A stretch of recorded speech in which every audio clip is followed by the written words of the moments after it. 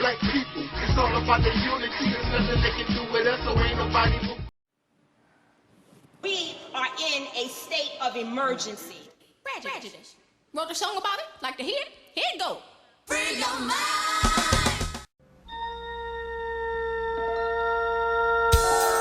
To boldly go where no man has gone before.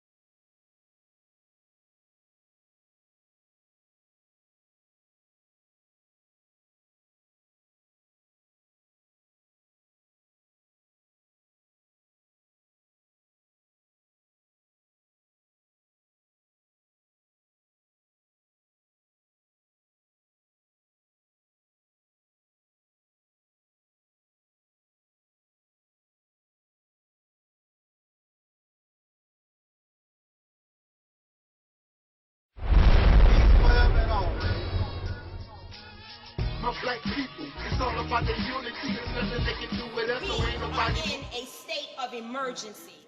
Prejudice. Wrote a song about it? Like to hear it? Here it go. Free your mind.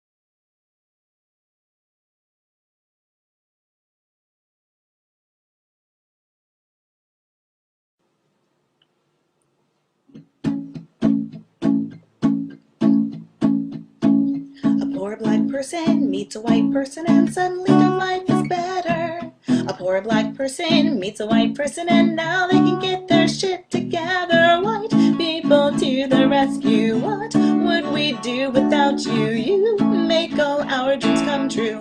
White people to the rescue. Poor black boys are really good at sports, but only when a white coach tells them. Poor black boys with just 2 words destroy, still a white coach comes along to help them. White people to the rescue. What would we do without you? You make all our dreams come true. White people to the rescue, whether we want to dance or sing, or simply just survive. We only need some white people, and we will truly thrive. Poor black lasses would fail all their classes till a white teacher stops to teach them. Poor black lasses would shake and pump their asses till a white teacher tries to reach them. Poor black orphans would live off their endorphins.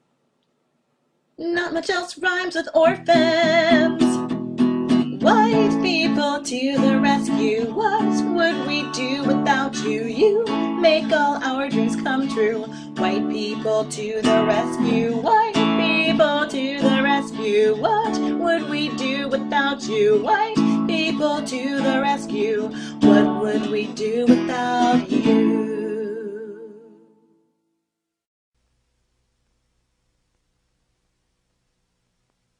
I went to St. Louis, Missouri the other day. They had Black Panthers from all over the country. No one knew about it at all. They had machine guns, recoilless rifles, grease guns, Lugers, 25 of them, all armed. And the chief of police met me at the airport when I arrived, and they were there, right there at the steps. He said, "You were violating the law." "Yeah, we're violating the law." He said, "We're tired of our white and black leaders, Jackie and Martin and Bobby, being killed. We're going to protect this man while he's here." And they didn't arrest one of them. Because they said if you arrest one, then someone's going to die, because we are ready to kill. Black power means black dignity. Just as surely as you're proud to be white, we're proud to be black. Black is beautiful, baby. It's pretty. I always say to my brothers, I say, "Baby, don't worry about the white chicks. We got everything from chalk to charcoal in our own race." You see? Black is beautiful. Black is beautiful. Black power means dignity. It means we're going to walk side by side with you, or through you. We're going to be with dignity and integrity. We don't want any more than you have, and we're not going to accept any less than you have.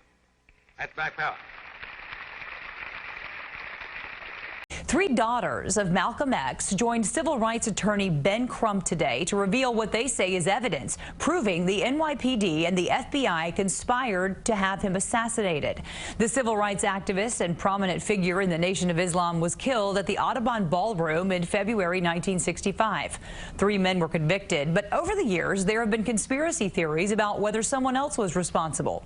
Well, today the cousin of a now-deceased police officer says that in a deathbed declaration letter, Officer Ray Wood claimed his job was to infiltrate civil rights organizations and encourage leaders and members to commit felonies. He also claimed he was ordered to have Malcolm X's security detail arrested days before his assassination. Now attorney Ben Crump is calling on the Manhattan DA to take action. The question is, will they act to finally give restorative justice? Any evidence that provides greater insight into the truth behind that terrible tragedy should be thoroughly investigated.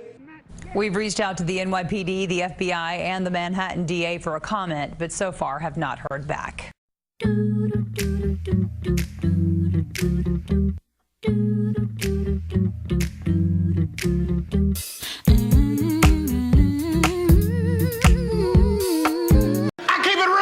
What, dear? Cause I keeps it real like that.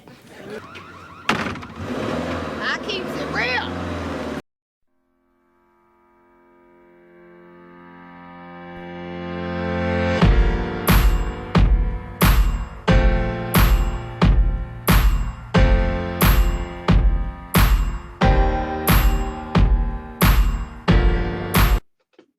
In truth, we did not do right. Because Operation Exodus or B1 Mississippi should have already been done. Yes, that's right. It should have already been done. But it hasn't. Why? What has stopped you from the movement? Because you have gotten comfortable. The lessons say Master Farad Muhammad saw himself pushing the Fords and the DuPonts and the Rockefellers in a lake of fire. And the believer will sit back and say, well, I'm going to wait to see Master Farad Muhammad do the pushing. And I can cheer him on doing the pushing. And you still suffering. See, you misunderstand the teaching. The teaching is not for you to wait for somebody else to come and do it. The teaching is for you to get out there and do it. Right. And by you doing it, then you see Master Farad Muhammad doing it. By you taking, Brother Taalik, by you taking on the Exodus and moving forward, that's the work of liberation.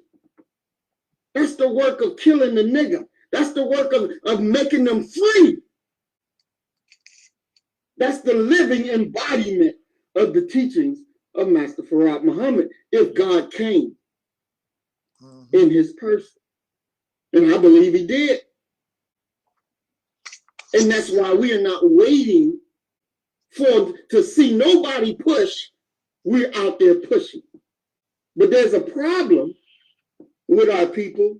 We suffer from anxiety, worry. What the white man gonna say?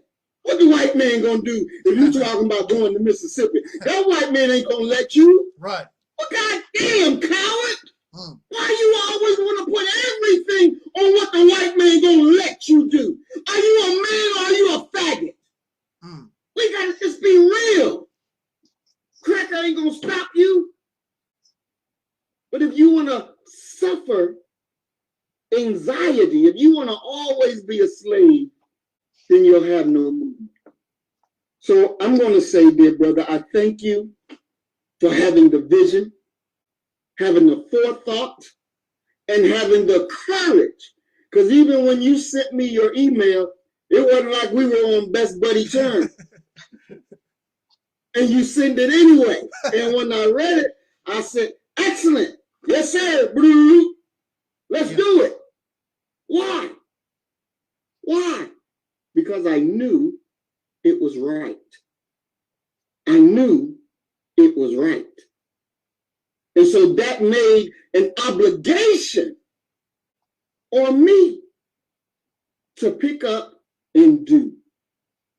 And I thank you, dear brother, and I thank you that you're taking your obligation and you're bringing it forward, and you have not given in. You have not let discouragement stop you from doing and growing into the position and into the person, the man that you're growing into becoming. And because we're all still growing into that role that we should be doing. So I thank you and I salute you. And I turn the mic over to you, big brother. Thank you. Thank you. Brother Taalik. Thank you so much. Thank you so much. I want to give all of you a round of applause. You in the chat room, give this panel a round of applause, okay? I truly know that this is the best out of all my soul liberation days. This is the best one ever. This panel here, the energy, the vibe, the strength. I don't even have to say nothing. I really can I can end it. But y'all don't want me to end it. Y'all want to hear what I have to say in my little dippity dip stuff. I'm very sure, especially the trolls, because they want to hear what you got to say so they can analyze and make mockery of you and try to use that against you. You know, so I'm going to do that for you, troll. I'm going to give you something so that y'all can talk about, so that you can go to bed, you know, and you be happy and satisfied. I'm going to give you something to work with tonight. But there's one thing that you cannot make mockery of. This panel, this coming together here, this fire. You can't say nothing negative about that. You got Brother Maurice here. How many of y'all thought Brother Maurice would be right here, especially on Soul Liberation Day? My most important gathering of the year. Brother Maurice sitting on the panel. Brother Maurice is the one introducing me. That's messing up y'all mind, ain't it? Yeah, it's all messed up. Well, See, you don't understand. You're immature, just like the brother said. You're immature. You're comfortable Negro. You know, you're just looking for entertainment. This is not about entertainment. We're gonna talk about that. My brother Omar on the panel. I just met that brother, what, less than a week, I believe. Talked about 4 hours. Brother had me with tears in my eyes. The wisdom coming from him. Oh man, I lost my sister Noble. Sister Noble, your device is not connected. We'll get her back in. Oh, there she go. But gotta have my baby cake, Sister Noble. Gotta have her on the panel.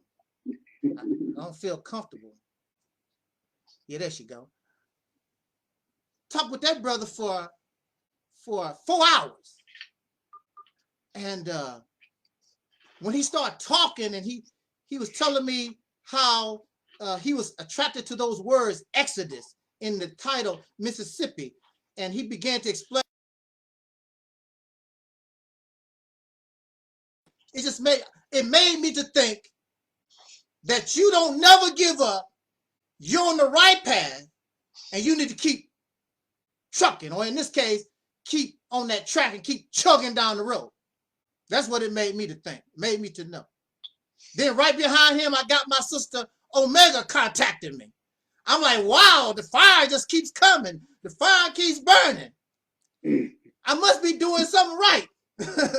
I must be. So I thank all of you, my brother Omar, sister Courtney, my sister Noble, brother Muhammad, of course, on speakerphone. Nebraska technology has not kept up with the time, so brother Talib is on the speakerphone. I'm so happy to have this panel, and we don't want to forget Talib. He's on the speakerphone. So brother Talib is on the panel with us.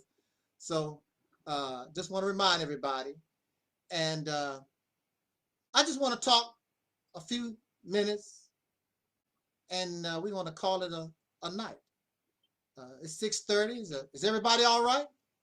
Need a bathroom break? Okay. Let me do this. Let me run through this real quick. As always, in the name of our ancestors, peace forever and always, I thank you so much for joining us for Soul Liberation Day 2021. I am the gatekeeper or the host of what we call the Reality's Temple on Earth. I'm Angel Snub 7. And I am also your soul brother, #1. And folks got problems with me saying soul brother. Oh, what is y'all problem? You got problem. You live your life there. Every time you turn around, you got bring some joy to yourself. Stop taking things so seriously, even though we do in this day and time. We have to take things very, very seriously because we're living in the jaws of a dangerous, vicious enemy here that don't mean us any good. Now, this is coming to the end of the year 2020. We began the year, I was looking at my cell phone, and I noticed a title from a website. It said Kobe Bryant. And when I seen Kobe Bryant's name, because Kobe is retired, he's not playing basketball like he was and whatever. And I saw Kobe Bryant's name, and I'm like, when I saw that, I didn't even see the story. I don't even know what the story is or anything. But a chill came down my spine, as they say. And when I saw that name, hold up a second, hold up. When I saw that name, Kobe, like I said, chills ran down my spine. And when I went to the internet, it was the beginning of the reporting that there was a terrible helicopter crash. And then, of course, we find out that it was the helicopter that Kobe Bryant and his daughter and others were riding in, and there were no survivors. So the year for us started off pretty bad and unexpected. This brother, what, only 40-some years old? Very unexpected. And now we lost one of the greatest basketball players, you know, that come from among us, Kobe Bryant. And then it seemed like tragedy after tragedy. And of course, the nail or the hammer that put the nail in the coffin is, of course, this COVID thing. And it's just bad, one after the other, people experiencing these things in this country.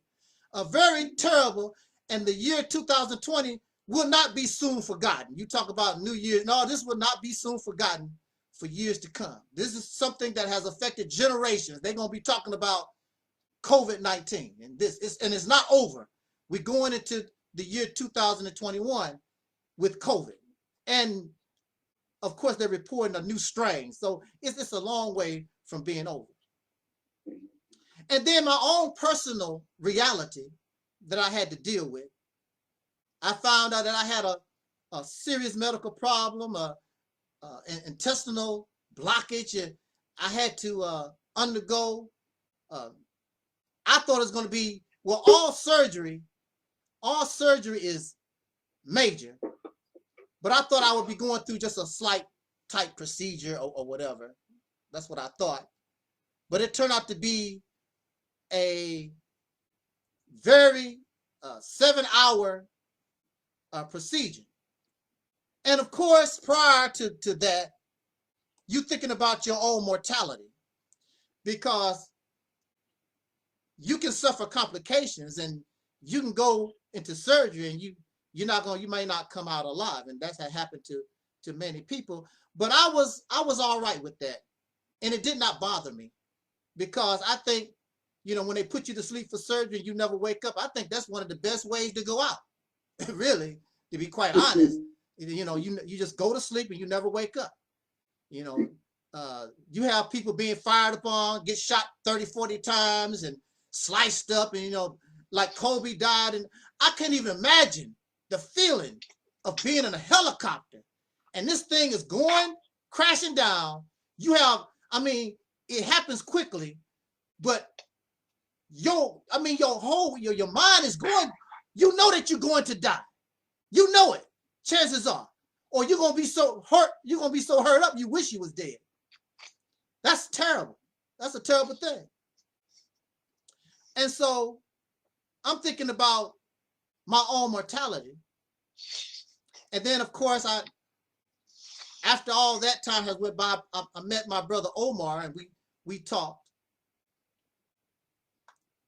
And I don't know how long I have left on this planet. I don't know. None of us know how much time that we have left on this planet. But since I do have an idea that is sooner than I might think, I have an idea some of us don't know. I want to say, I got in contact with Brother Maurice, because he reached out to me when he found out that I was in the hospital, and he said to me in a mail, email, Facebook Messenger, I forgot which one it was, but he reached out to me and he said, I did not know that you was in the hospital. I could have come to visit you and all like that. What can I say? What can you say when a person shows some type of caring when you have those who wishing that you was dead? They happy that you are in this condition. And we know that the back and forth that myself and Brother Maurice have had in the past, but that's in the past. I've known Brother Maurice since at least 2013. Brother Maurice been kicking my ass since 2013. It began because he didn't like what I had to say about Minister Farrakhan, and he wanted to kick my ass over that and whatever. But this is what Brother Maurice can bear witness to. Even though we was going back and forth, Brother Maurice would go on these blog talk radio shows and debate these people over whatever the topic was. I was there cheering and backing Maurice on, and I told him you did a good job in your debates. That's right. I told him. That is true. I told him. That's the truth. And he wanted to kick my ass.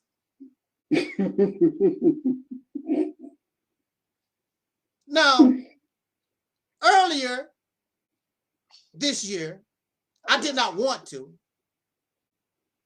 but there were certain individuals that you saw that I had to ban, or I banned.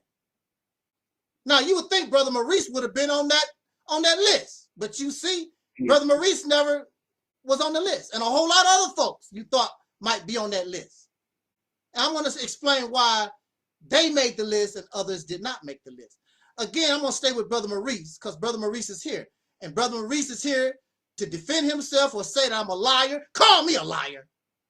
And he will. And he has no problem with that.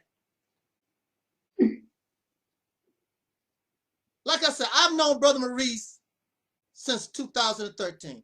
Brother Maurice is a good brother. I invited Brother Maurice to go see Invo with me in St. Louis. Him and his wife and his children. So we do go back and forth. But see, what we have to understand is we talk about it, but when it actually happened, we get caught up in our emotions. That's what happened with family. You don't expect family to agree with everything. I have a biological brother right now, and he's we going back and forth, and we're not getting along because of ideological differences or whatever. But that's still my brother. And my biological brother come to see me in the hospital when I had my surgery, no matter our differences or whatever going back. Brother Maurice has shown me through the years and through his actions and his talk that he's serious.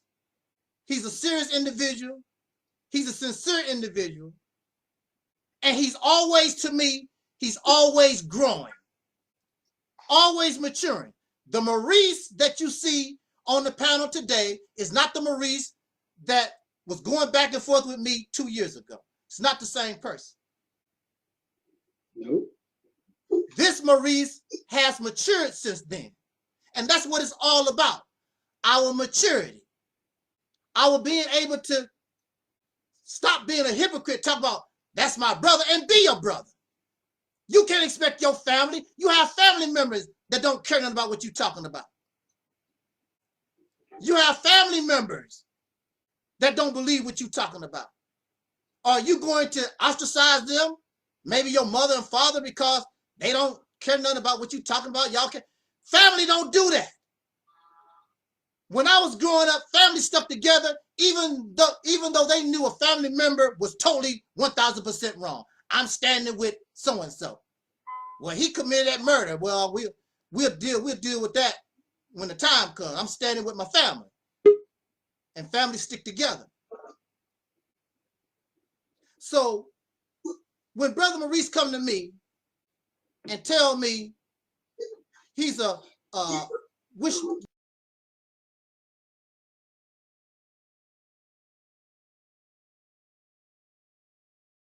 How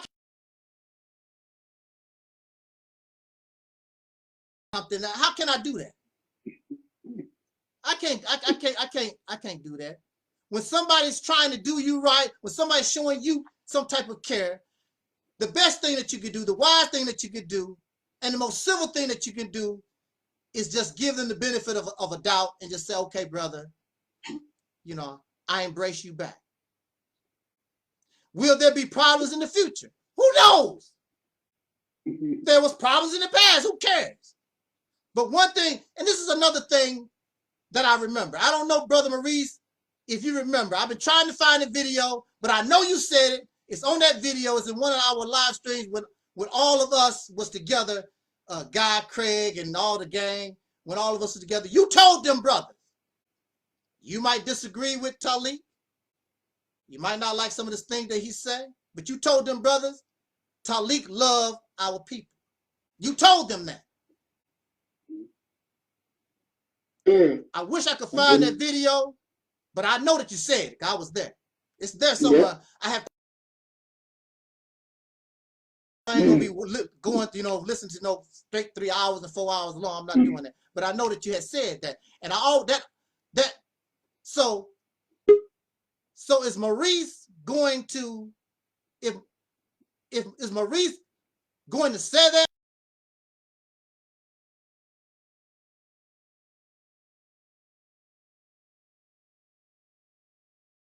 On your rock, that's what you said, and it was true to you. So apparently it's true. So apparently it's true because Brother Maurice is right here with me. And some of y'all don't like that. You don't understand. Let's talk about these brothers that's banned. Okay. Now one brother, and you can correct me if I'm wrong. One brother had a problem with me because I don't want to be an African. And then he began to try to force that ideology on me. I don't like that. Don't try to tell me who and what I am. I told you what I am. Now, when I come to your platform, I'm an African. If I come to your platform, I could be a Hebrew Israelite. That stuff don't bother me none. It's just nothing but a title, whatever. Because as far as the white man's concerned, you're all niggas. You know, so it don't make no difference. You know, y'all a bunch of slaves, bunch of Pharaoh slaves that need to be exterminated, as far as he's concerned. So all those things is la-di-da stuff that don't mean nothing anyway, because you live in another man's land and he dictate you who and what you are. I don't care what you say out your mouth. Because you want to go back to Africa, you got to go to him for your passport. And you're going to identify yourself according to what he understands and what he knows, not about what you're talking about. That's just facts.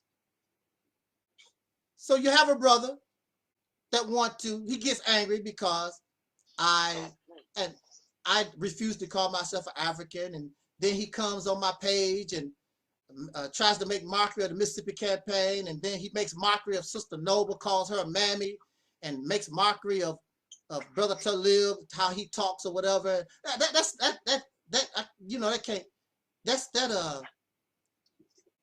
a no-no. We can't do that. We can't do that. And then the straw that broke the camel's back is that when he started flagging my channels down and almost succeeded. I mean, why you got to go through all just because you disagree with what I'm talking about? You got to go through all that drama? It's not that serious. And he expresses this hatred towards me. So why you want to keep talking and messing with me if you hate me like that? So let me do you a favor and I just ban you, make sure that I stay away from you. That's good for me and that's good for you. Now, because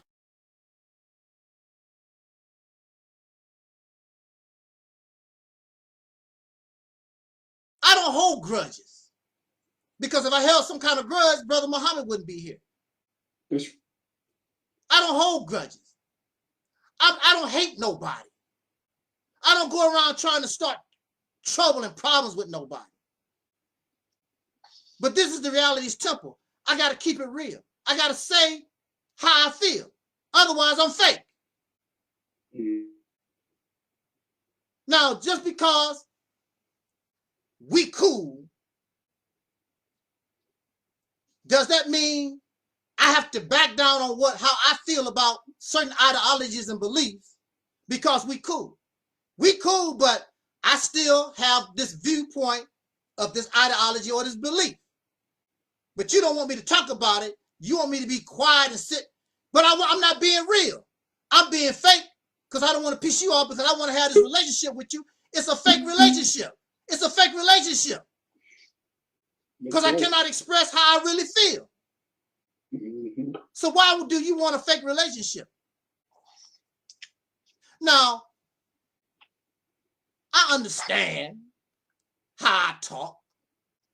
And I talk about religion, and I talk about pro-blackness. I can talk about black furs. I talk pretty bad, sound really bad about certain things sometimes. I understand that.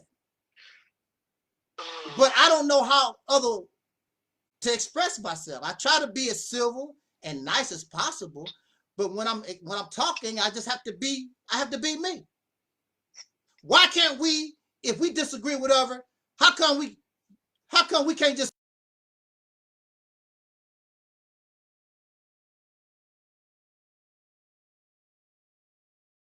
ideological, religious beliefs, or whatever they are, we're supposed to be against one enemy. All that other stuff we can deal with, just like a sister, I think it was the sister said, or one of the panelists said, you can deal with that after you become liberated. Because all that stuff don't mean nothing as long as you live in another man's house, getting bent over. That don't mean nothing anyway. So what? So I don't think I'm in the wrong. I'm incorrect, because we was talking about separation and an exodus and divorce. Sometimes it's good for people not to interact. If you feel that way with me like that, then your best bet, just like Dr. Neely Fuller Jr. used to say, it's best that we don't interact and deal with one another, because it's just caused a serious problem. Dr. Neely Fuller Jr. said that the once called Negro, we shouldn't even talk to one another, because we can't get along. It just makes the problem even worse. So why even talk to one another? And we can't be civil, and we can't discuss. We're supposed to be adults and cannot have a civil discussion. Somebody got to get emotional. And this is another thing. Folks start calling me Coon and Uncle Tom and all these different names, and telling me what I believe, which was not true. I don't advocate certain things. So when I start fighting back, I have the right to self-defense. So when I start fighting back and call them a sewer rat, and I forgot what else I was calling them or whatever, they get all upset. Wait a minute. You can call me a coon, and you can call me Uncle Tom, and you can call me with all these other names, but I can't fire back at you. I'm supposed to sit back and take it. No, I'm not. I have the right to self-defense. You telling lies on me. I don't advocate this. So I have a right to self-defense. What's wrong with that?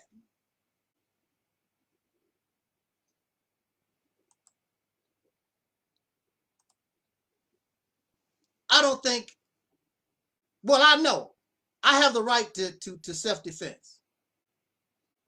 And that's what I do. So then you had somebody that basically donated $1 to my medical fund, like it's a joke.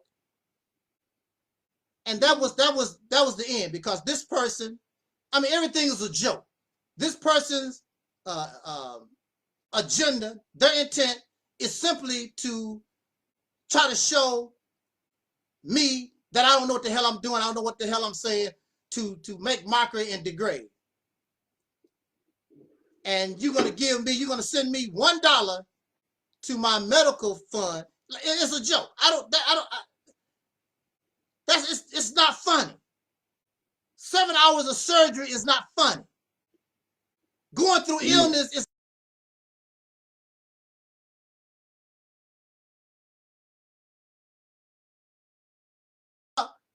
I know how you feel about me, why you want to be around me, and you don't like me like that. You need to go on about your business. And then this person flagged my channel. I know for sure, because I got the copyright notice. So I had to let that person go.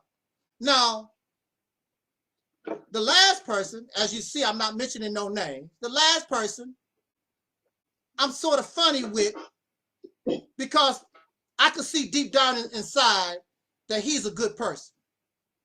The brother recognized me when I was all raggedy in my truck driving clothes. I mean, I didn't have no, didn't shave for days, oily smelling diesel. He recognized me from years. I ain't heard from this brother in years. And he recognized me. And that means a lot to me, that he will remember me all these years. And going back then, again, we had problems. He talked about kicking my ass. Everybody want to kick my ass. What's up with that? He want to kick my ass too. Before Brother Maurice, because I met this brother in 2009. And he wanted to kick my ass in 2009. And by the time 2013 rolled around, Brother Maurice said, "I'll take over. I'll kick the ass the rest of the decade." I'll take over from here. I don't know why. I don't know why these people got this thing about kicking my ass. I don't know what it is. They just something about my ass that just you know, just that their foot is attracted to my ass. They just kick, pow, pow, pow. I don't know what it is. I don't know what it is. You know, that's a lot of ass kicking. A lot of years getting your ass whooped. You know, B1 kick ass. That's a lot of years. But the brother, yeah,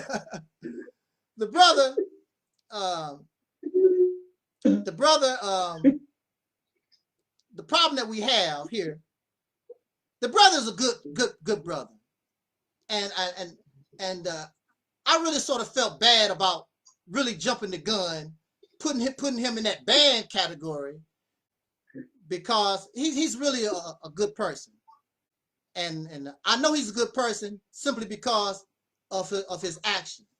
Now, the problem also was that I'm sick now, but I was feeling even worse back then, and he wanted me to debate some Pan-African person or whatever, and I'm not doing that. I told him I don't do that debate stuff. I don't do that with people like that, because most people are emotional. I believe that myself and Brother Reese, because of where we stand right now, I actually think that we could come together and have a serious debate. People could actually analyze and learn, because Brother Maurice has matured a lot since that time.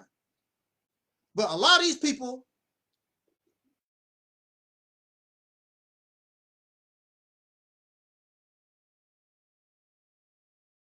and I refuse to debate this person, and that's where the anger come in. And then the brother start really talking bad about the Mississippi campaign, start talking about me, and I mean, he just went whatever. And what must be understood is that I'm a human being. I'm a human being. I hurt. I cry. You may not believe it. I do. I hurt. I cry. My feelings get hurt and things of this nature. This is something that Michael Jackson used to talk about. You know, the things that people say in the media or whatever. He's a human being. The things that people say, especially the lies, you know, it's a hurtful thing. So maybe I think I probably overreacted. Shouldn't have put him on that bad list so quick like that. But it's a hurting thing how he was talking about that Mississippi campaign. That's bull doo-doo. Ain't nobody listening to you. Ain't nobody listening to Noble. Ain't nobody listening to Taalik. You know, blah, blah. I'm living a comfortable life. My truck driving job is my family. Start, you know, just going off. If you really feel that way about me, why you want to hang on this platform? Why you want to hang like that? And if you have a problem like that, you're on the platform.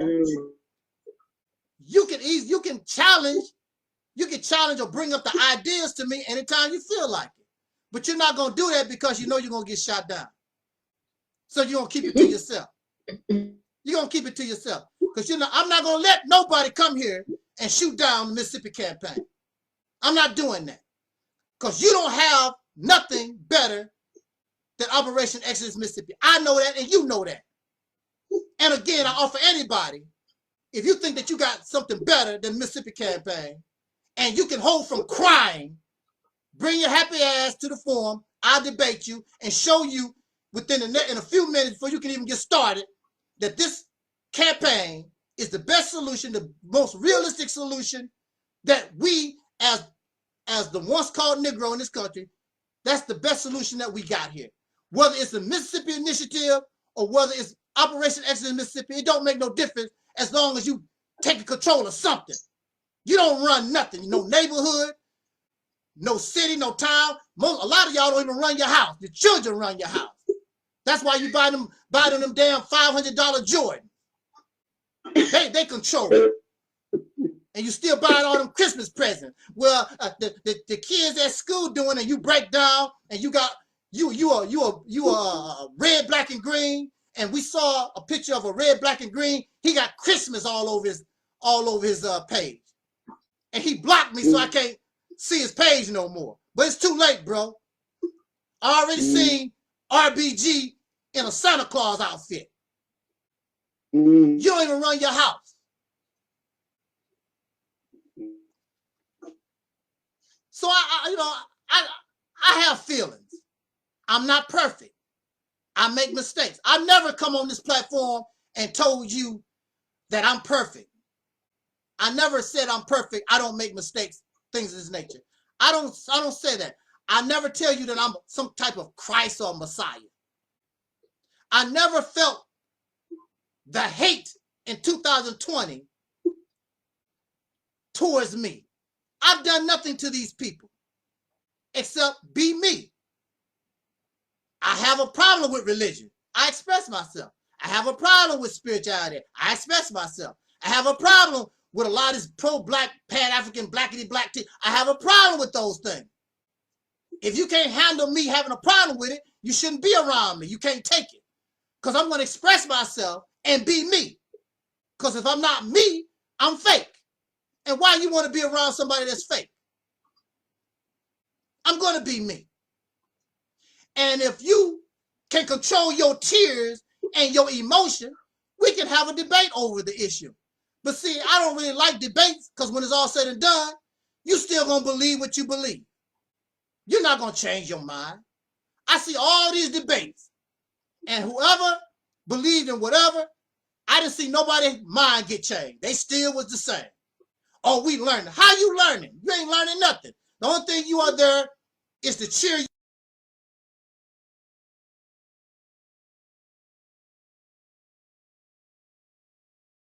Said it, cheer on your pastor, your preacher, because that's all that they are.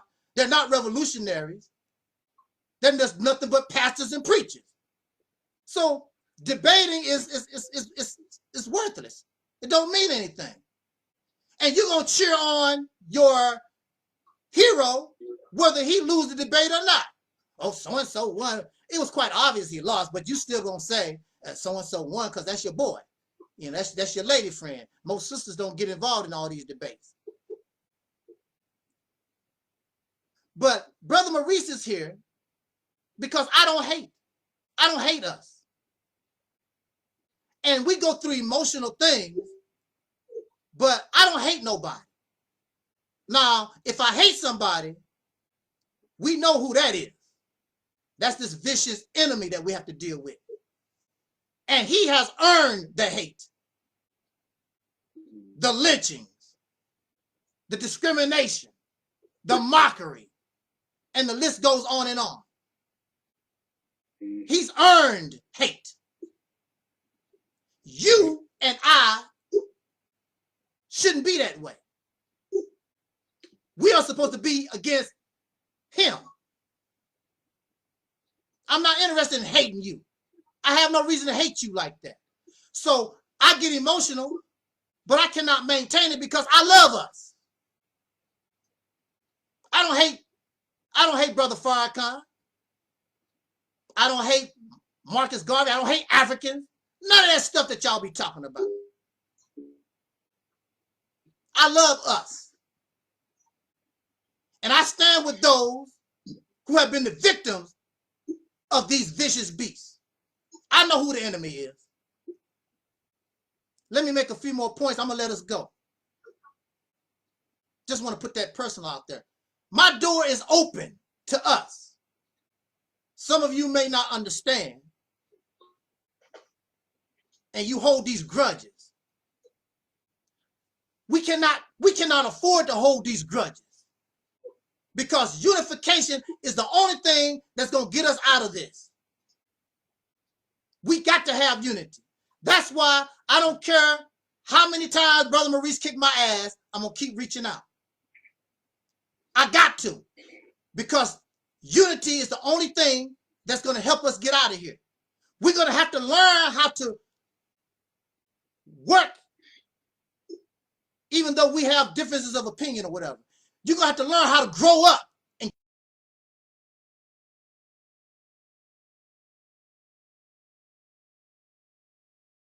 they agree with one another and it was this lovey-dovey thing. No. They understood that they was oppressed by mama. And they're going to have to get mama off their back. All this other stuff, we can argue, and they did. They argued and debated after they won once they earned their freedom. They liberated themselves.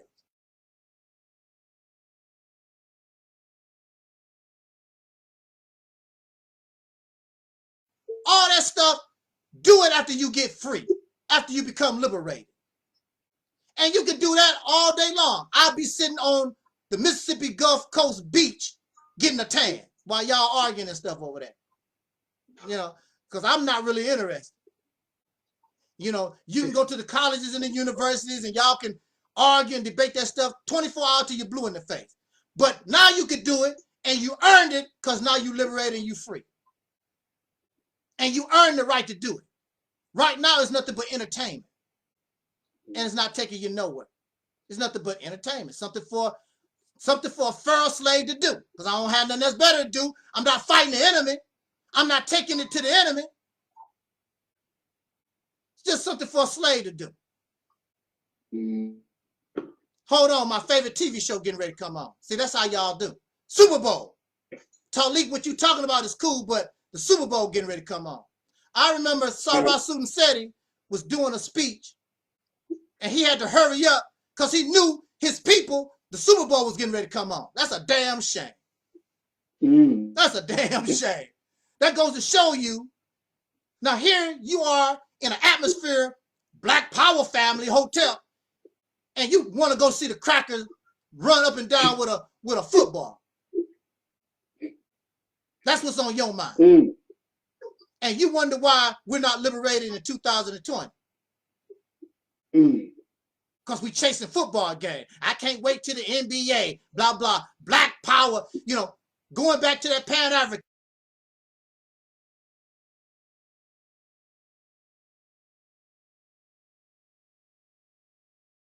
I need to be African. You're not no damn African. You're wearing a Santa Claus hat and a Washington Redskins jersey. What type of Pan-African are you? I'm not trying to make market, but that's how he expressed himself. And you want me to be like you. No, if I'm going to be Marcus Garvey, I'm going to be down. For real. Matter of fact, I'm going to be so down, I've probably been in jail over the stuff a few times. I'm not nothing to play with.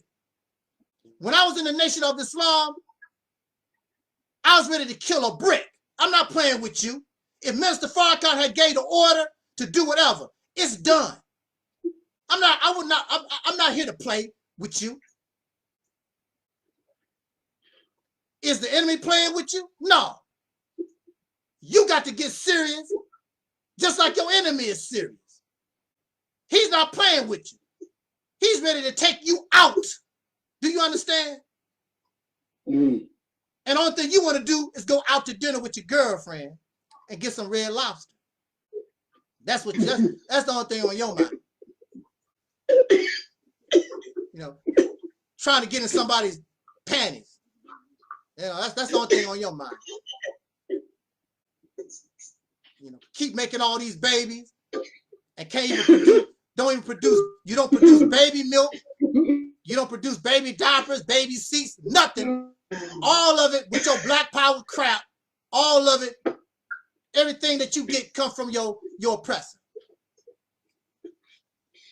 You're not ready. Just like Brother Muhammad said, Mississippi campaign should have been done long time ago. Long time ago. Right. Do you know why the Mississippi campaign exists? Do you know why Angel Snub Nub 7 exists? Man.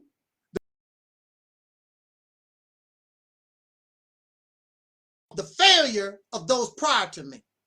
That's why I exist.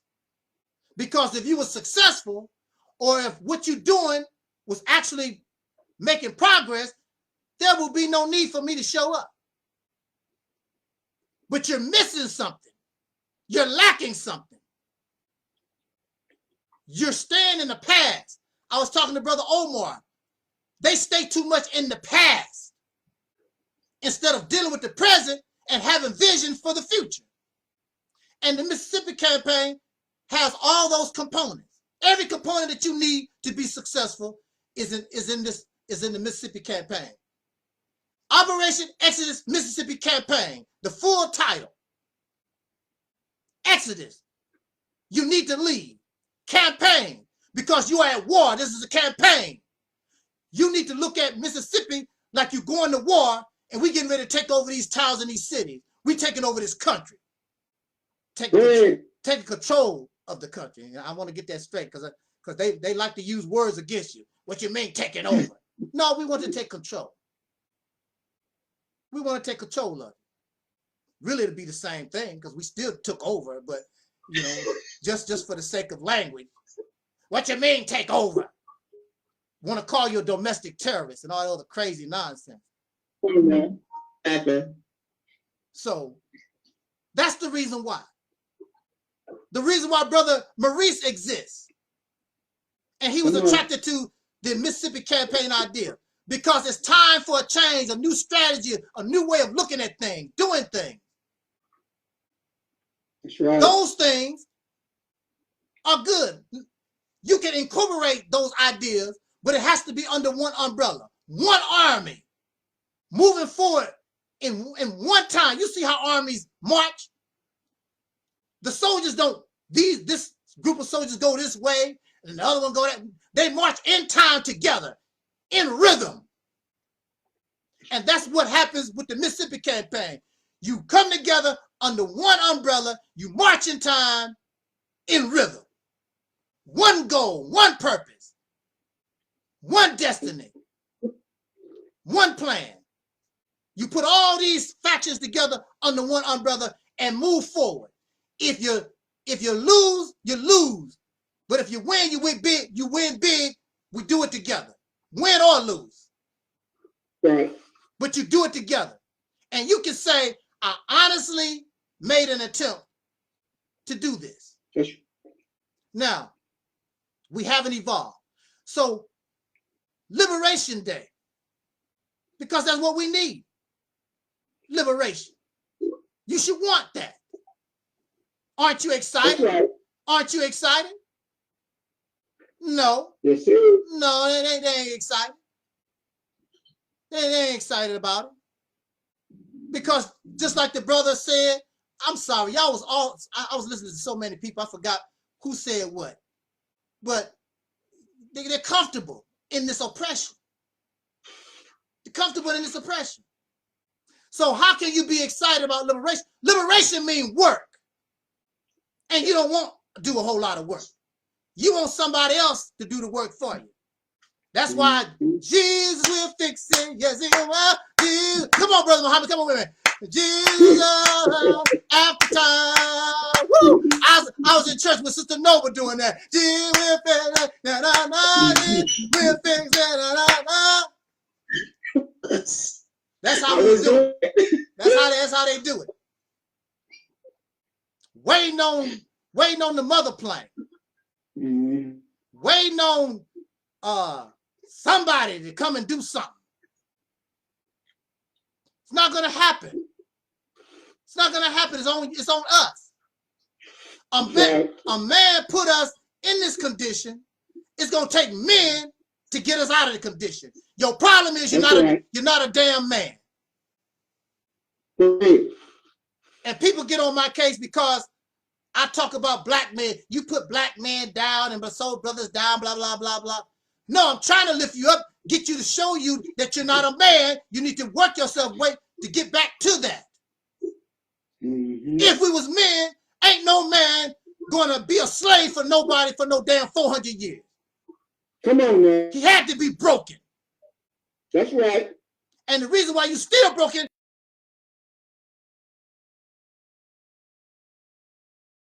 in his oppressor's house, and your wife and your children know that you're not really the provider.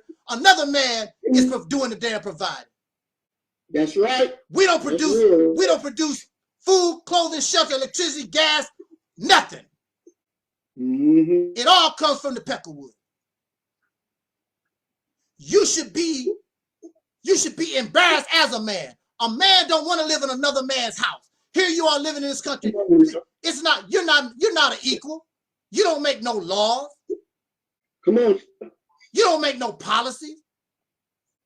You just hear it. And you complain. Well, Massa, how come I didn't get an extra biscuit, Massa? Because I don't give you no damn extra biscuit. That's why. That's why I didn't get. That's why you didn't get an extra biscuit. That's all you can do. No justice, no peace. How long we been saying no justice, no peace? And you got those old signs back in the day. Remember, you put the sign over your shoulder talking, "I am a man." Why you gotta put a sign on you talking, "I am a man"? You don't know? They don't know that that's what you are? Come on, man. Have you ever seen a lion have to put a sign telling, "I am a lion"? Oh, you're gonna find out I'm a lion. Oh, you're gonna find out. If you don't believe it, you're gonna find out. That's right. I don't have to put on no damn sign. That's right. When I was locked up with them Peckerwoods and they was dealing with me, I didn't have to tell them who I was. Come on. They found out who they was dealing with. That's I didn't have to.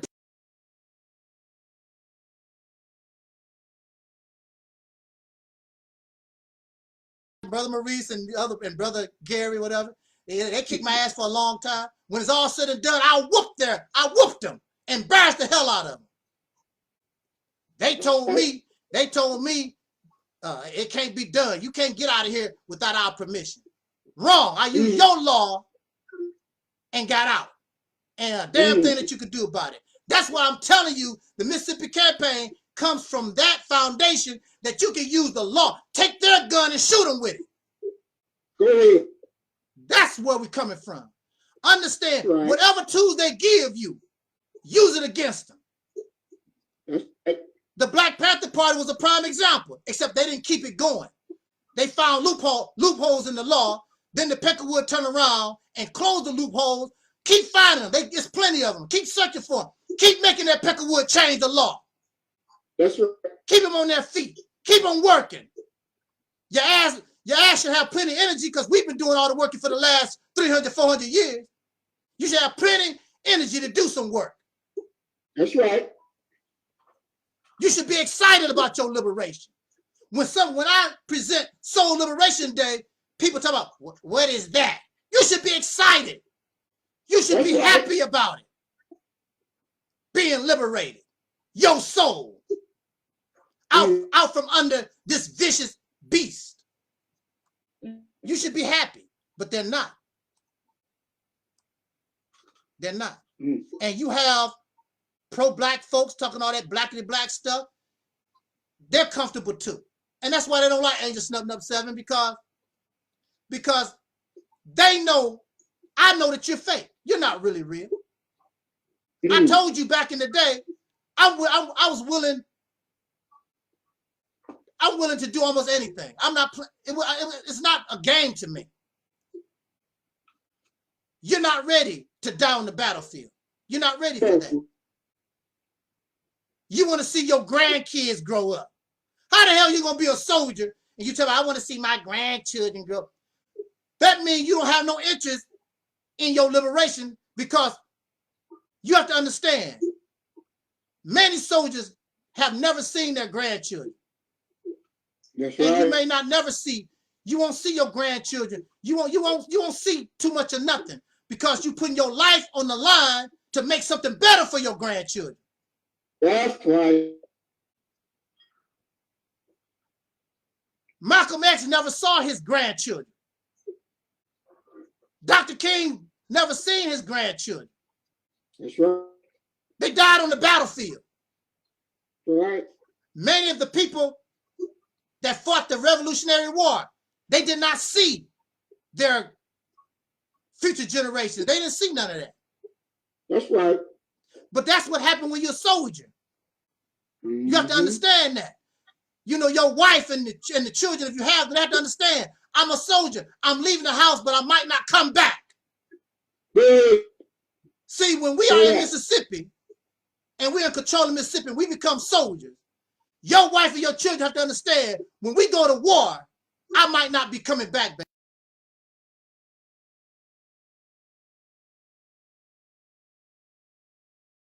Our nation in a nation for real. Not no title, talk about Nation of Islam, and you really an organization. No, we have a country. We have a state capital. We got a real army. I'm not soldiers getting paid by our taxpayers to defend our nation. That's right. A nation. That's right. So you will be having a nation in a nation, and we are soldiers, and we take control of Mississippi, and the next place we want to take, we want to get Alabama, we want to get Georgia, we want to get Tennessee. We want to be conquerors. We want to start taking over. We want to start taking over countries. The country of Alabama, the country of Tennessee, the country of Georgia. You should be excited to be in this moment in time, being part of it, to become the greatest generation ever produced. You should be happy to be part of it. Our ancestors had an opportunity to do it after the Civil War. But the Peccawas, as you know, chased them out of the South. Domestic terrorism. They was on their way to do these things anyway. That's right. It's not a new idea.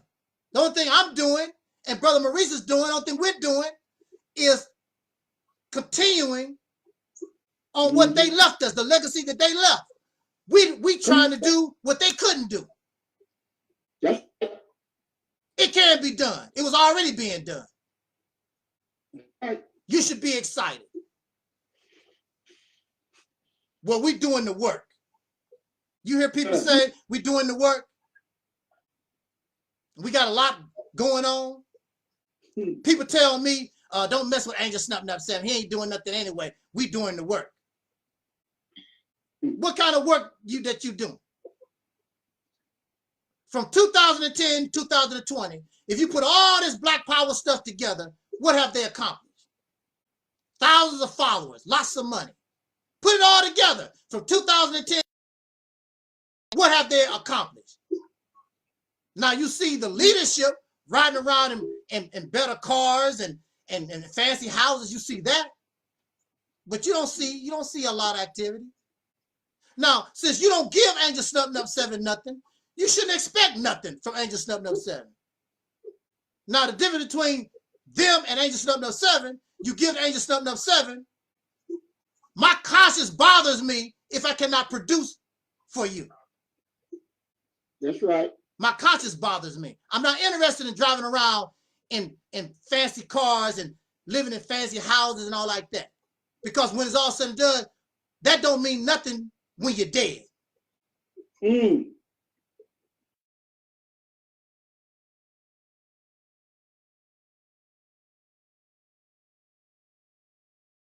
Those who are my age, around my age, this generation, a lot of us, we might have 20, 30 years left in our lives. All our energy, everything about us should be in the liberation of this generation. Right. And you should be willing to give your life. You're already to live your life. You're over 50 or close to. You already did your thing. You had your children. You drove your fancy car. You got your stupid degree on the wall. You didn't live your life.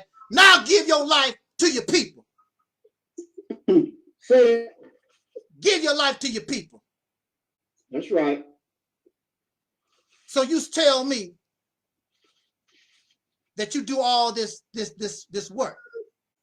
You do all this work, but you have time to make videos and whatever about Angel Snuffing Up 7. You have time to make videos about Sister Noble. You have time to make all these different videos. When a person is busy, now I worked in the fast food business. When we got busy, you didn't have time to do nothing except keep slanging them hamburgers or whatever you're doing. You don't have time to be talking about, even if you didn't like Charles, you can't talk about Charles. You're too busy slanging hamburgers. See, right. If you're really doing the work, you don't have time to be talking about Mr. Farrakhan didn't do this and Sanetta did. You don't have time for you. Too busy doing the work. You're too busy, you're too damn tired. You're not, so that goes to show me that you're not really doing no work. You're not no real busy person. And you damn sure don't have time to go to Disneyland with your family. And you see a lot of these pro-black folks, that's what they do. They go to, wait, where you going in 2021? How you gonna celebrate Soul Liberation Day? I'm going to Disneyland. That's you know, that's how they're gonna celebrate Soul Liberation Day.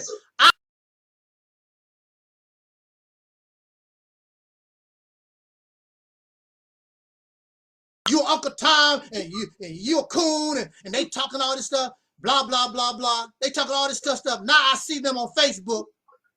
They don't say nothing. They got their grandbabies in their hand, docile as hell. They don't even talk black power and all that kind of stuff. They told me, stay away from coons and Uncle Tom, and I'm still have a connection with the so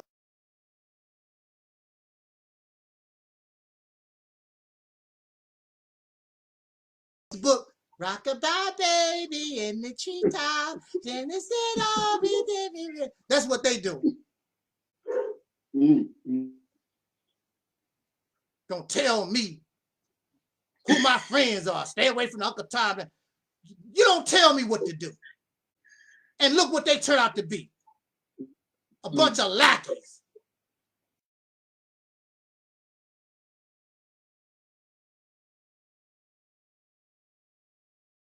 A peckerwood blowing my brains out. And at least you can say, I died with honor. Trying to get mine. Right. On Facebook, giving your grandchild some damn Similac. And that's what the problem with a lot of these younger people right now, because of Similac. Giving, instead of being breastfed, giving them damn chemicals out of a can. That's right. Your damn brain is not developed. And I ask these guys that want to argue and debate with me and act all stupid. I said, are you breastfed or was you fed out of a can? They don't never answer, because I already know. You was fed out of a can. That damn Similac you did not get proper nutrition to your brain. You don't have it all upstairs. I'm a breastfed baby. I got plenty milk. I don't go crazy. I don't go crazy because some woman pull out her breast. I seen plenty breasts. So what? Come on, man. That don't excite me. You know what excites me? It's just like Brother Muhammad said. When we walked to the steps of Jackson, Mississippi, and said, this is ours. That's what excites me. Not no woman's breast and a damn thong. I mean, it's nice to watch sometimes. But that ain't my, I could care less.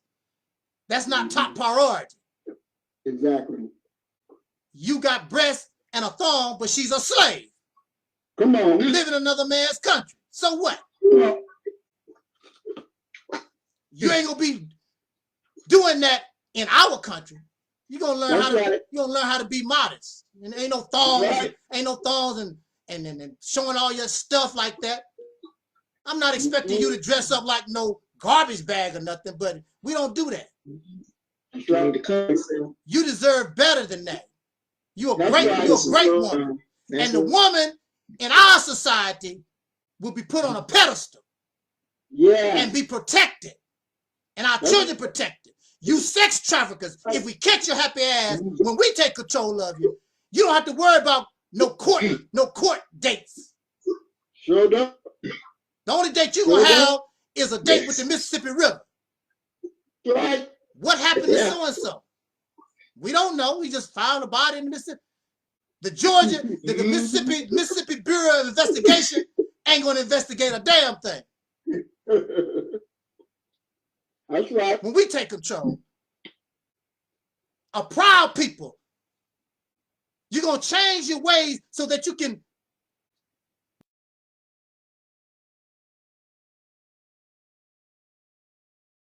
follow humanity what a real diamond is in a human being. That's right. And it's not difficult. It's not difficult. It's not boring. And you're going to find out it's the best way to live. And you don't have to buy all them damn locks for your doors. When I was growing up, and Brother Omar can probably bear witness too, because he's an older brother. When I was growing up in the country, we didn't have no locks on no doors. Somebody come up to your door and they knock, and that's where they stayed. If nobody didn't say come in, they kept their happy ass out. Didn't happen. We didn't have no locks nowhere. Except that you might latch the screen door sometime. That's it. We need a different way of life, a different way of looking at things. We need a change. Right. We need a change. And it has nothing to do with religion. You can do all these things and you don't have to be religious.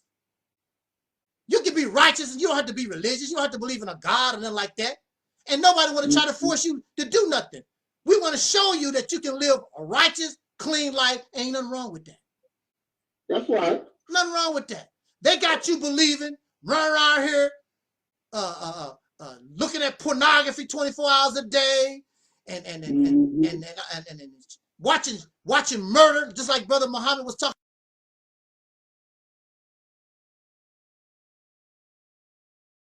about these shows, television shows, watching murder all day long. Exactly. CSI, the FBI file, folks shooting and killing, kidnapping and murder. You know, even the superheroes fighting and killing and destroying and tearing up stuff. That has a psychological effect. And you wonder why the society is so violent. Come on now. It's supposed to be violent.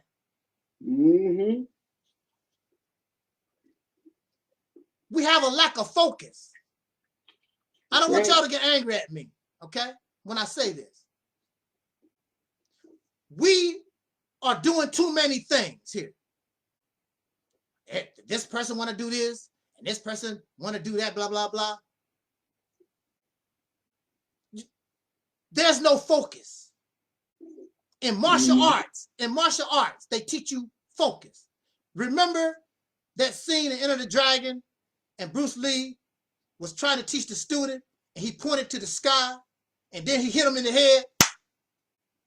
Don't concentrate on the finger or you will miss all the heavenly glory.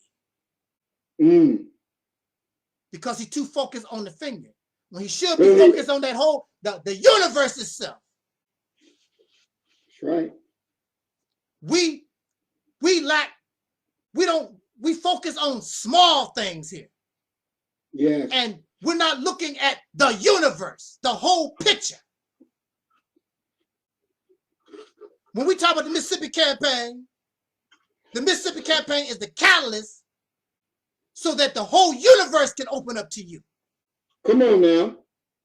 Not just focus on a school, a shoe business, whatever this little tiddly-toddly stuff that we want to do. Focus.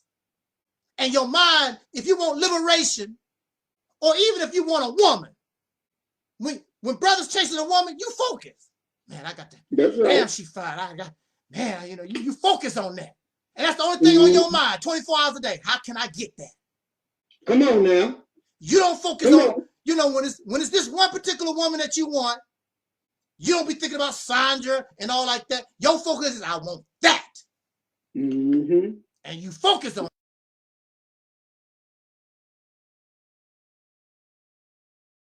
You got to maintain focus. Whether you win the prize or not, you know that you got to stay focused. That's right. You teaching. So here we are with the Mississippi campaign. And like the brother said, we should have had this kicked off and going, whatever.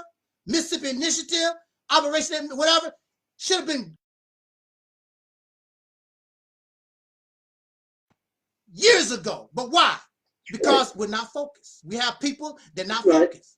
They want to talk about other things. They want to do other stuff.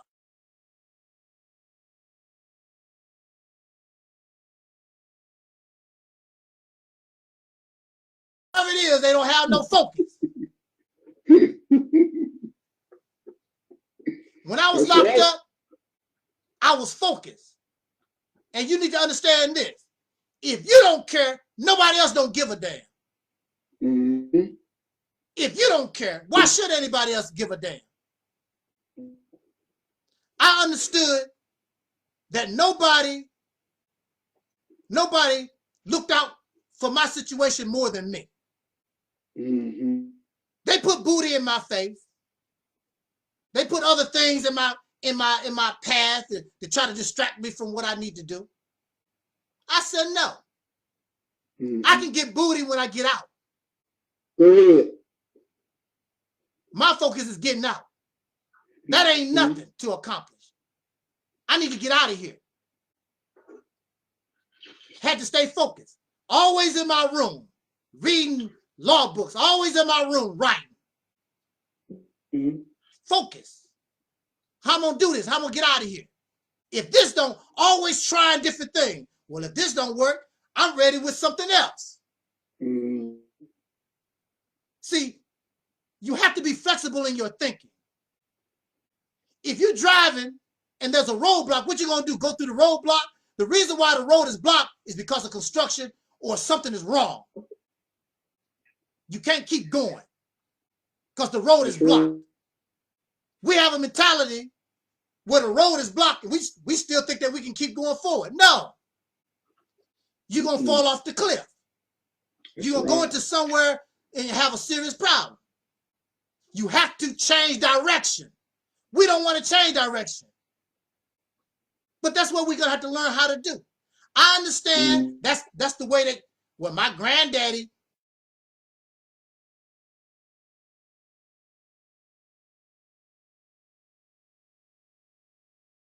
you got to go differently.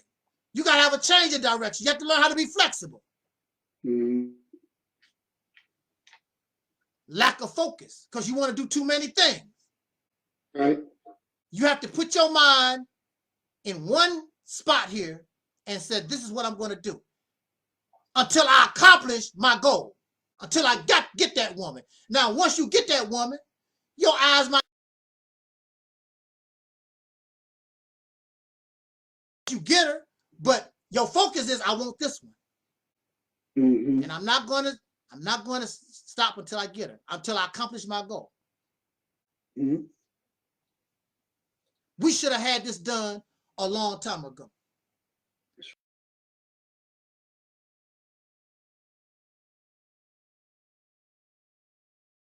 About a year, maybe a year or so ago, I asked those who support the Mississippi campaign, are you ready? Can we gather 50 strong to get this going? Send me an email. Let's do this. Show me who's supporting. I support Operation Exodus.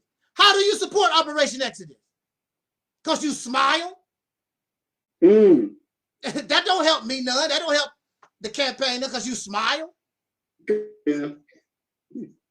That's right. The first step is, like I was telling the sister, is promotion, because people cannot act upon what they don't know. Yes. So the first step is getting people to talking, especially in that state. You don't even have to leave your house. You can send emails to the newspapers or to the different churches.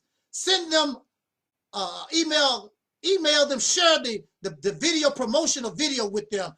Get them to talk out there so you can come back.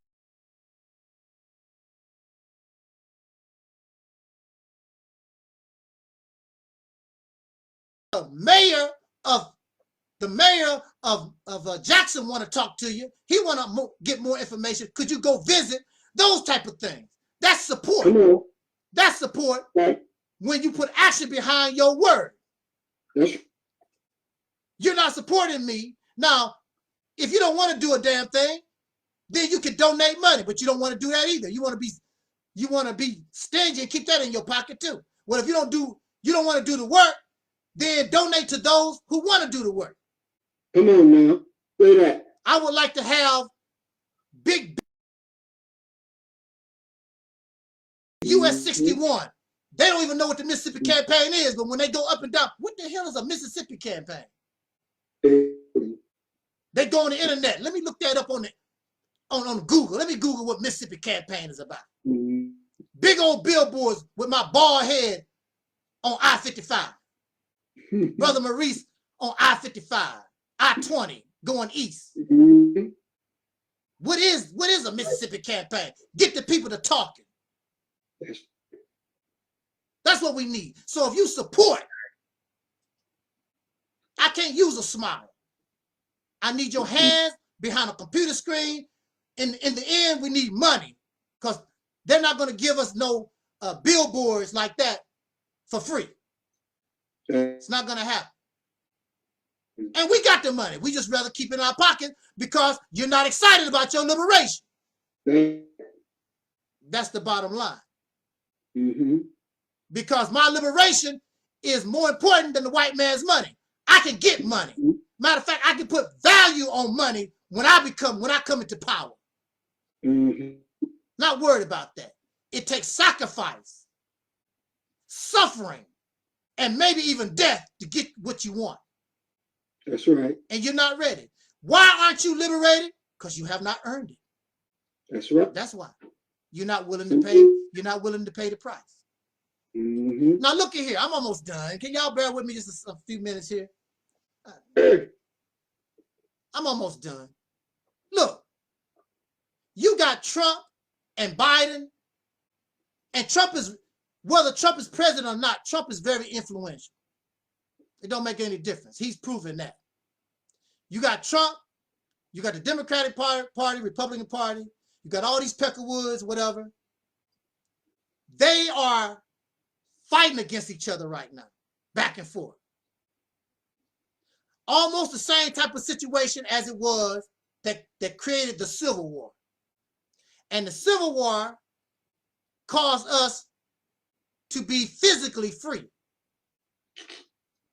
because that was an aftermath. That was something that it just so happened we was able to take advantage of. Here we are, if we had proper leadership, and you got these people going back and forth, while they fighting amongst one another, we can be slick and do our thing. Yes.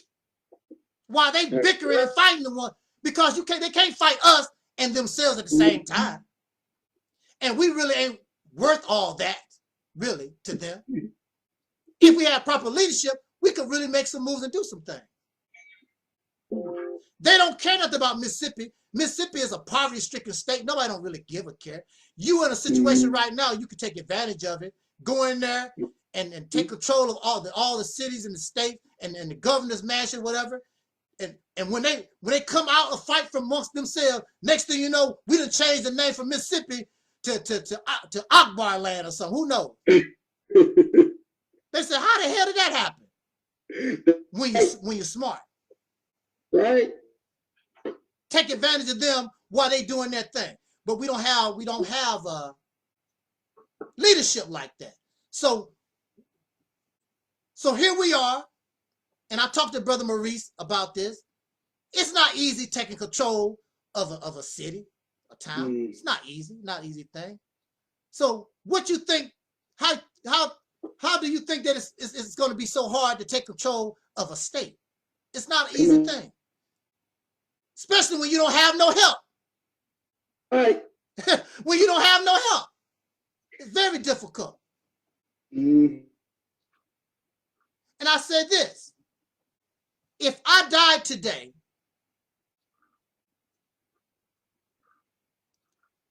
I have no legacy. There's nobody that's going to step up and take my place. Nobody. So once I die, this thing called Reality's Temple is done. There's nobody. Nobody have come forth and wanted to take my place. Understand where I'm coming from. Have my same mindset. So once I die, this is the end. And the only thing that would be left is videos and maybe some writings that I got on the internet or whatever. You don't want me or have a problem with Brother Maurice and me and Brother Maurice connecting, but if I die right now, a part of my legacy continues.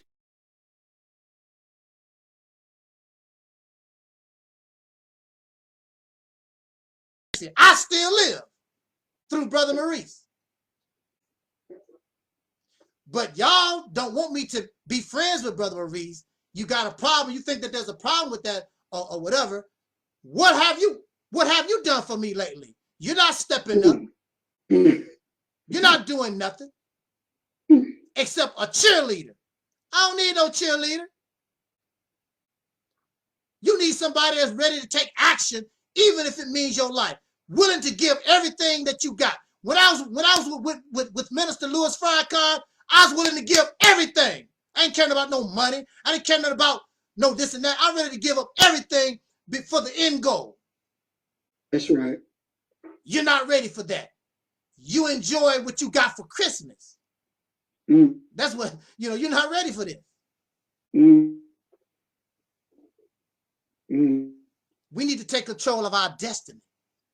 Yes. They looking for Biden. They looking for Trump. They're looking for the great white hope to do something for them. And you don't want to do nothing for yourself. You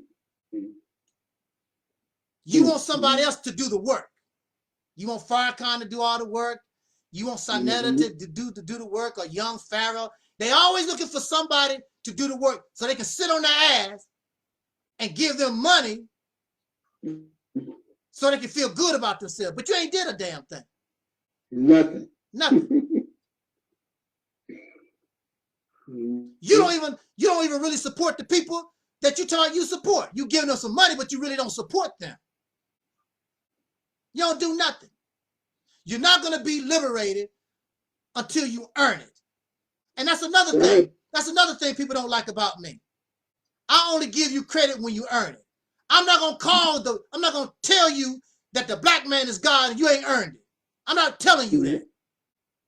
I'm not going to tell you, damn king and queen. You don't rule a damn thing. I'm not calling you no king and queen. We used to be. Well, what it used to be ain't what it is right now. That don't mean a damn thing in 2020. What you used to be.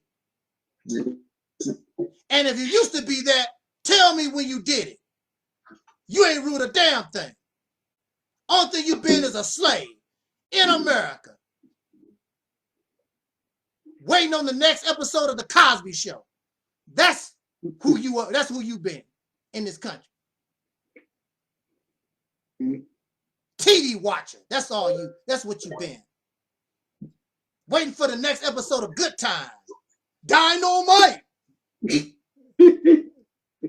That's what you've been in this country for 400 years. Waiting on somebody to give you something when you should be taking it. You want reparations? You don't have to ask them a damn thing. Be slick and take it.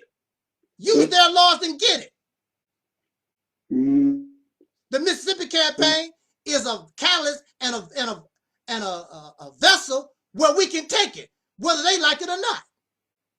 We don't care what you like. I'm against reparations. I don't give a damn what you against, sir. I got the reparations, whether you like it or not. Care about what you're talking about.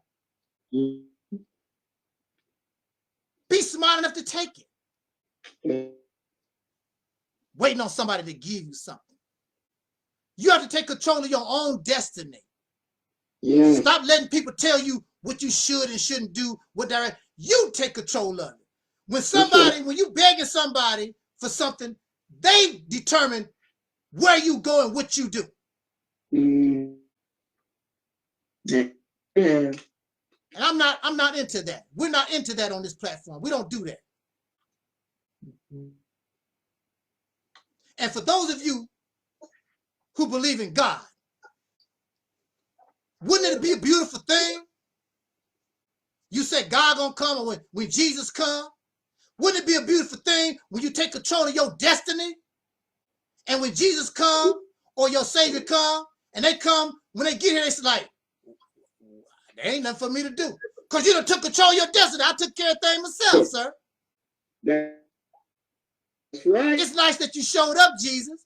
It's nice that you showed up, Muhammad, but it ain't all necessary. Matter of fact, why don't you have a seat and we go get you some cocktail. Chill out. We already took care of this. You know why? Because I'm God myself. Right. I'm a God myself. I don't need to wait on you.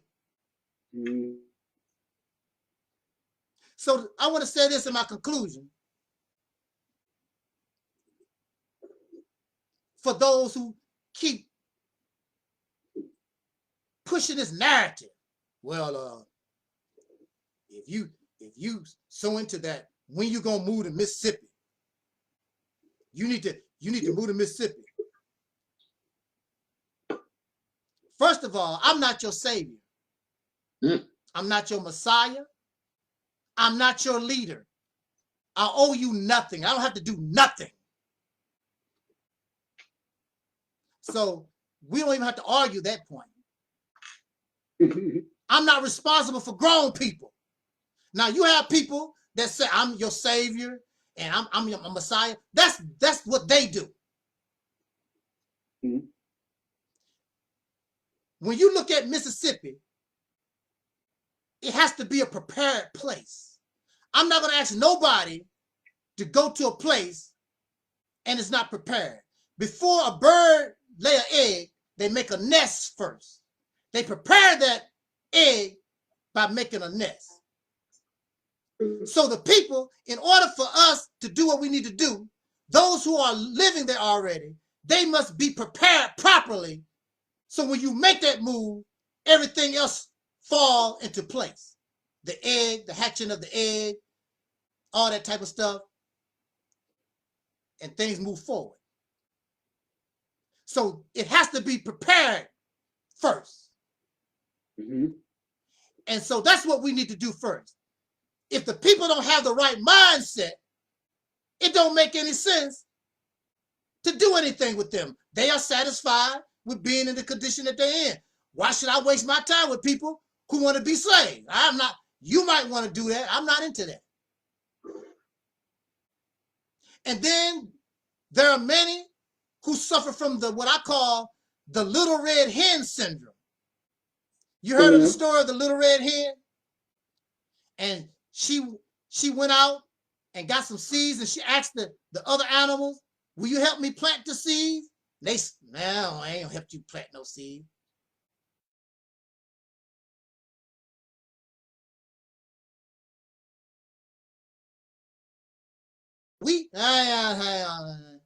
Will you help me make the flour?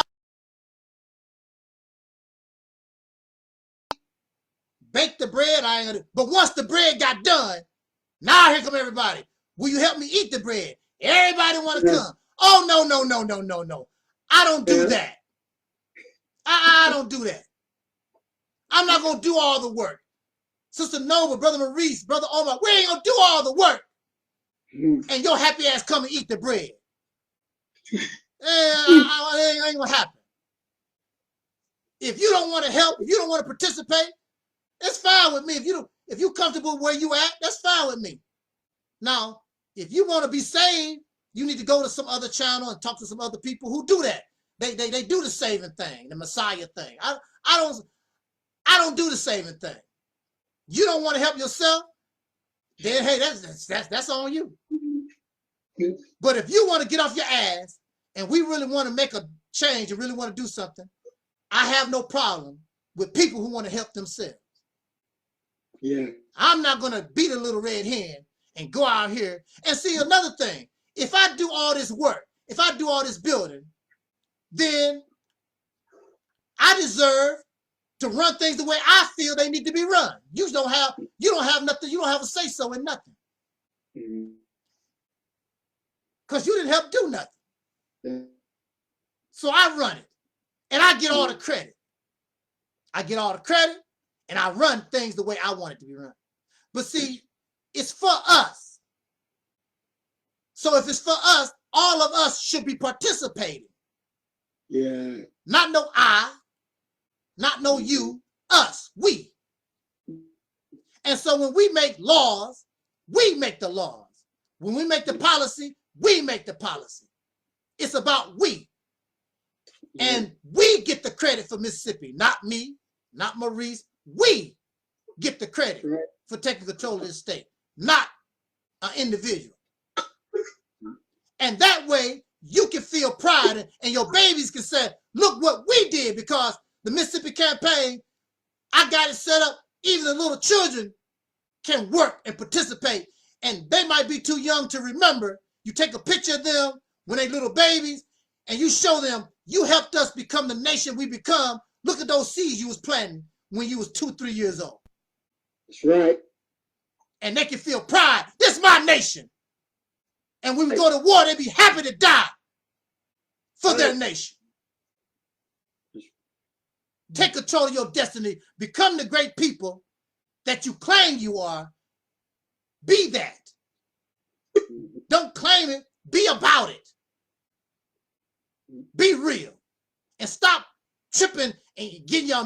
He said this about the Pan-African. He said this about the black first. He said, and all this old damn whining and crying y'all be doing all the time. Get the job done.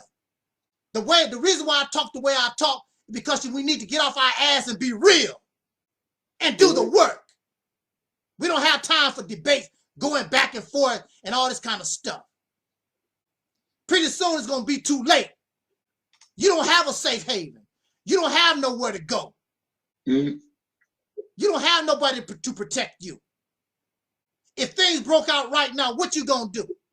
You don't produce no water. You don't produce no gas, electricity. You have nowhere to go. And what little you got, your little pop gun to protect you for a certain period of time, the others who are more powerful come in and take what little that you got. We totally helpless here, y'all. That's true. We totally helpless. Do you understand that? We helpless. Dude, I understand. So it's up to us. It's up to you. Like I told you, I'll probably be dead within the next few months or 10 years or whatever. I don't care. I'm willing to help you be successful and get you where you need to go. Stop listening to these fools. And you got to have a timetable. Stop listening to these people talk about, well, I don't know when it's going to happen. They don't know what the hell they doing. We going to give you a timetable. You go to work, we give you a timetable. Just like when you at war in a campaign, the general asks the soldiers, when you think you can take over, when you going to blow up that bridge? Give me a timetable. When you going to have your soldiers march to Richmond? It's a timetable. People that don't give you a timetable don't know what the hell they doing. You know damn well that you're not going to accept somebody. If you got a hole in your roof, you're not going to accept nobody to come to your house talk about, well, what they say about God. God do things in his own good time or something like that. Whatever. You nobody want to hear that. I do things in my own good time. You don't want to hear that stuff. You want your roof fixed. So if you support Mississippi Initiative, you support the Mississippi Campaign, Realist is both the same thing. It don't make no difference. And you give us your full support, you give us your money, your time, you're willing to die for the cause, we're going to give you timetables. We're going to give you steady progress reports. Where we took over Clarksdale, we took over Biloxi, we took over Greenwood. We're going to give you time.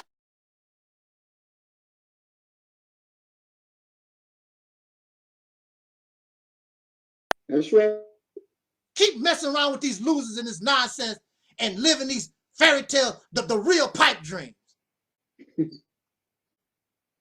We're giving you timetables. You're going to get something for your money. The only thing you're going to get from them is a pretty damn speech and some la-di-da.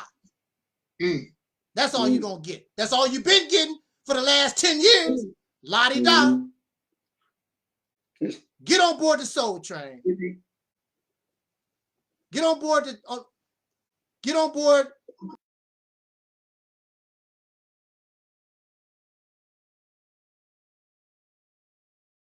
You won't believe. It'll be like an avalanche. It'll just start. You know how it is when a snowball goes down a mountain, and then it's like an avalanche. And you'll get to the point where you said, dang, we could have done this a long time ago.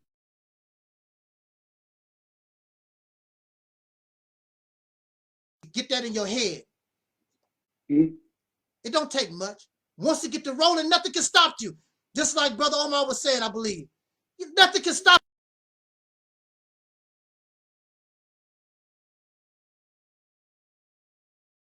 I don't care about them. I don't care what they say. I don't care what they do. They cannot stop you. The only thing stopping you is yourself. That's right. Lazy. You comfortable. Living with, satisfied with this little garbage, this little trinkets that they give you. Right. They got real power. Have you ever been to a nuclear power plant? Have you ever been to an electric company, gas company? Have you ever been there, seen that type of stuff? Water company, they control your water that you drink coming out of your sink. That's the kind of power they have. Billion, trillion dollar corporations. You ain't nowhere close. But guess what? You take control of Mississippi, now you're in a position to do it. Right. You can control gas companies. You can control electric companies. You learn how to do all that stuff yourself. When the Peckerwood don't want to help you, learn how to do it yourself. We got people that know how to do that stuff. Get them to come and pay them. Pay your people for their skills. Bring them on. Stop being cheap. Get our homeless off the street. Bring them and give them a home. Let us be family. So one day, when we celebrate Soul Liberation Day, it'll be something like, wow, the greatest thing ever. And this is not to reduce the meaning of anything else, but to pull this off, you've done some amazing stuff. Our ancestors will be really, really proud. And with that said, I want to thank everybody for joining us this afternoon. I think our sister Omega, she dropped off. You know, it's a long, this is one of those 4-hour talks, Brother Omar. It's another 4-hour talk. We at the 4-hour limit. I really, this whole thing has been so beautiful, man. This is the best Soul Liberation Day ever. I mean, I couldn't ask for better. I just could not ask for better. I really appreciate everybody. We look so beautiful and energetic and have so much energy. It's just amazing. I thank you so much. You know, the haters gonna have to hate on. I'm sorry, but you know that's the way it go. You know, we're gonna be successful here. We're gonna do everything that we can. At least when I go to my grave, when I go to the cemetery, you can put on my grave, he tried. He tried. A lot of you not gonna be able to say you tried. We tried. We tried our best. You know, I can't control other people how they. If it was up to me, this Mississippi campaign, this thing we've been done a long time ago. But it's not up to me. It's up to other people. So it's up to you to make up your mind. Help us. The first step is to promote, get people to talking, share the videos, send the promotional video out to wherever. You don't even have to know the people. Just see an email and just send it out. Just get the people to talking. Because the people cannot act upon what they don't know. We got to let them know that there's something that can change their lives and the lives of their future generations forever for the better. So again, thank you, panelists, for joining me. Brother Talib on the speakerphone, you still there? Yes, sir. Yeah. So thank you for those in the chat room that always support us. Thank you so much. In the chat room, those who have been listening and those who will be listening later. Of course, I'm going to share the hell out of this video all over my social media. And Sister Noble will tell you that I got some medical problems here, but it don't make no difference. I'm still going to be a typing sucker. And I'm going to get this video out here. And I'm going to do my best to put it out there. And even the old Mississippi campaign Soul Liberation Day videos, Operation Exodus video, they have thousands of views right now. But we need a whole lot more than that. We need to get some 100,000, 500,000. You know, we need to get in there. The people need to know that the solution, the answer is here. And anything that you got, just bring it under one tree. Umbrella. We got this. The only thing stopping us is ourselves. And I'm already 5,000. Thank y'all so much for joining us. And where's my Mississippi banner? I'm gonna put that out here before we split. Yeah, there we go. Yeah, put that out there. And we already 5,000. Thank you, brothers and sisters, for joining me. You made me very happy. I'm very proud. Thank you. If anybody want to say something real quick, you know, we still going. Yes, brother. Yes, thanks for once again allowing me on the panel today. And what was all said, I mean, I just can't believe how this energy is, like the brother was saying, you know. I mean, this is definitely positive here, you know what I'm saying? Yes, sir. Everybody in sync, you know, ain't nobody, you know what I'm saying, having no temper tantrums and arguing and all that kind of crazy stuff, you know, everybody, you know what I'm saying, on a common code, you know, as a common denominator, you know. And everybody, you know, understands where we got to go from here. And it's just that simple. Yes. And I can't really put it in too many more words, but just to say that, you know, no matter how much we disagree with each other, we have to keep our eyes on the prize. And this common goal to get free. Yes. You know what I'm saying? And also, what's more important, so our future generations won't never have to know what it is to be a so-called Negro. You know what I'm saying? Or a statistic or a prison number, you know, or you know, a statistic whose lives have been lost in the streets. You know what I'm saying? Because of what this society produces, you know what I'm saying? And further degenerating us as a people, you know. So, I mean, we need to really understand that this is, much as this is important for us in the present right now, this is important for our future generations, our babies who's going to be born in the future, who won't have to understand and know what it is or what we're going through right now. Matter of fact, it won't even be nowhere in their mind because they'll be in a whole different reality. And with that said, I'm gonna pass the mic back to you, brother. All right. Anyone else have any closing remarks?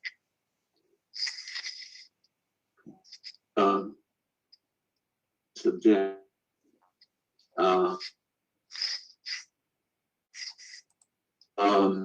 Is your cooperated? I'll see you.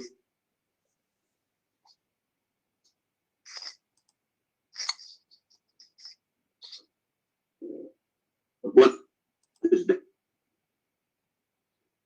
When what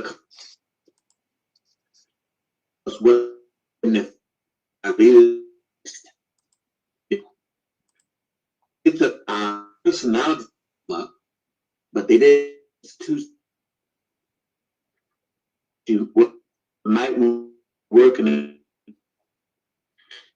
the corporate and not on the council would for some is we you know that election. So this is what's really when not working with the government. We and its own. That's right. It can please take a look. Put together that on we're going. It can't on a person because of this kind of makeup. And that's my suggestion that this can do. If that way we can pass ourselves. Understand what Taalik?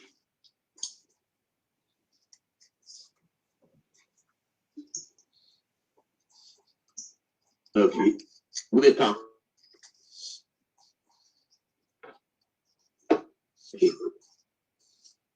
Yeah, just want to say, brother, to have our own organization, what that we're eating.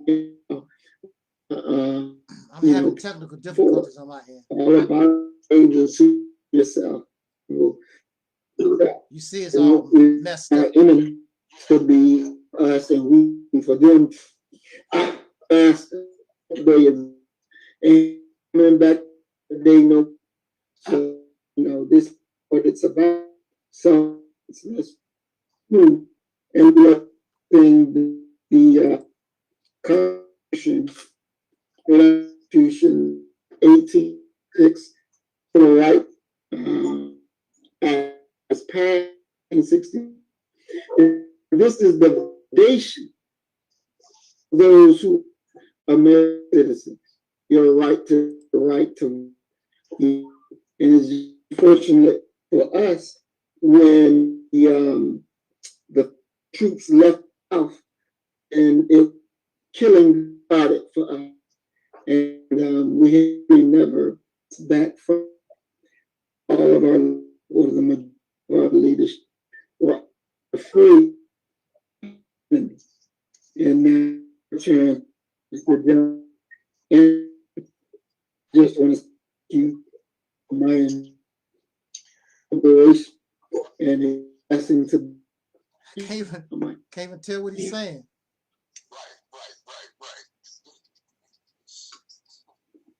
Just want to add on what Myron said. It's true. He's steady about what and I do also with Brother Omar that we do need bylaws. We need to create bylaws because that would basically be the laws of our campaign. It would be the laws that we set place for our campaign, and I would not contribute. I don't mind contributing on the writing of those bylaws. So and if that's okay, with Muhammad and Brother Taalik, then I would contribute toward that. Perfect. Excellent. That's awesome. All right. Well, again, all right, okay.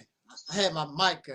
I'm having technical difficulties on my end. I could barely hear what everybody had to say, so I'm gonna have to check it out once the video uploads, whatever.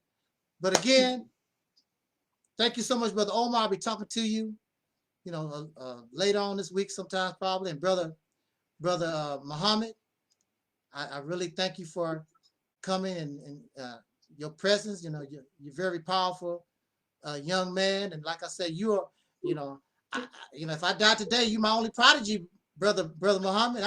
Hey, that's it. I don't unless somebody else want to step up. And there's a brother, Sister Tangi. She has a son. I don't know. He's a little on young. I think he's only 10 years old, but he's fired up with Reality Temple, videos. But he's a little on the young side. I need somebody a little bit more, a little older. And thank you, my beautiful sister Noble, for joining us, and Sister Omega. Thank you so much. Be talking to you, and we're gonna stay in contact. All of us stay in contact. And Brother Bakari was in the chat room. I want to send a shout out to Brother Bakari. And I just want to say also, in the end, I have no ill will to nobody. All that band stuff, that's the past. Y'all can throw it out to whatever. But we have to be serious about things. I don't have time to be playing games with nobody. And we have to respect one another and stop being so emotional over things. Come on now. Let's go ahead and try to accomplish something, because we really can be the greatest generation ever produced and make our ancestors very, very proud. And they can rest in peace knowing that we'll be all right. Free your mind.